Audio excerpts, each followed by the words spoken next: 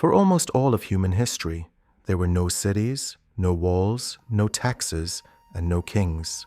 If hunting was scarce, we left. If conflict arose, we moved away. If winter tightened its grip, we changed direction. Freedom was simple, the ability to walk away. Then, about 12,000 years ago, something changed. We stopped and never went back to what we were. Human groups lived in small bands of maybe 20 to 50 people. Everyone knew every face, every trail, and every season. They ate game meat, fish, fruits, and roots, a varied diet. If a leader tried to dominate too much, the group could simply leave. There was no property, no borders, and no way to accumulate lasting power because nothing was fixed. In the Near East, at the end of the last ice age, fields of wild wheat covered entire valleys.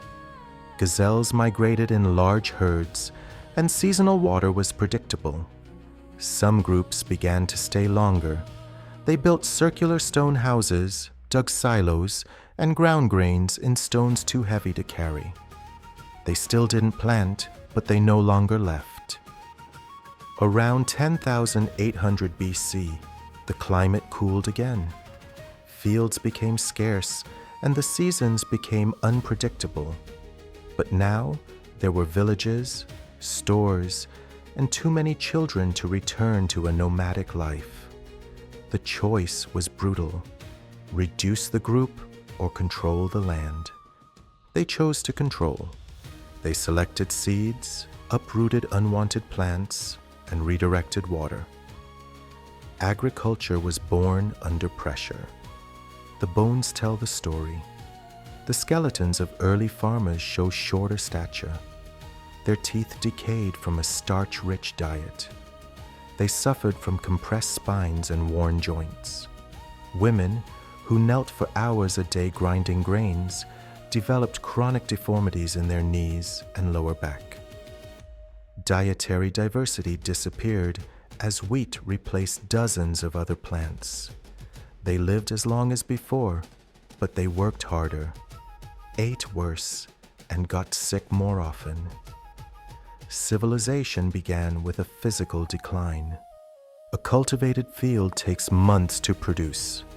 If another group harvests it, everything is lost. Agriculture created something new, something fixed, something valuable, and something vulnerable. Jericho erected stone walls several meters high, not to symbolize power, but to protect grain. Where there is storage, there is plunder. Where there is plunder, there is defense. In southern Mesopotamia, the Tigris and Euphrates rivers were unpredictable. They flooded, dried up, and changed course. Controlling the water required long canals, constant dikes, and coordinated work. This could not be done by a single family. Someone was needed to organize, distribute, and decide. Power ceased to be temporary and became structural. Around 3,800 BC, Uruk had tens of thousands of inhabitants, strangers living side by side. Writing emerged there, not to tell stories, but to record grain, control labor, and collect taxes. Millions of identical clay bowls were found in the ruins. Each one represented a ration. Food ceased to be collected and began to be distributed. The workers ceased to be independent and became dependent. They fought over irrigation canals.